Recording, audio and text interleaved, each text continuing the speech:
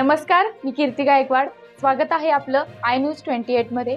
चला तर मग जाणून घेऊयात महाराष्ट्रातल्या ताज्या घडामोडी. बेलवाडी तालुका कराड येथे भारतीय जनता पक्षाची ग्राम परिक्रमा अभियानाची सांगता सभा बुधवारी संपन्न झाली.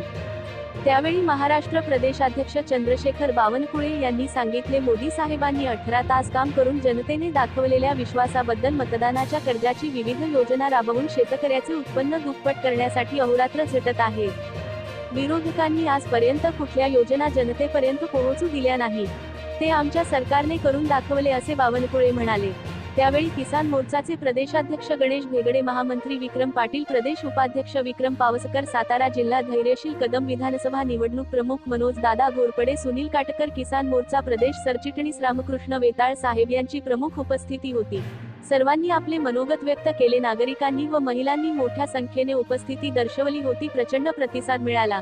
कामामुळे नागरिकांमध्ये उत्साहाची लाट होती. इंडिया न्यूज 28 सातारा व सांगली जिल्हा प्रमुख प्रतिनिधी अवधूत पाटीलची रिपोर्ट.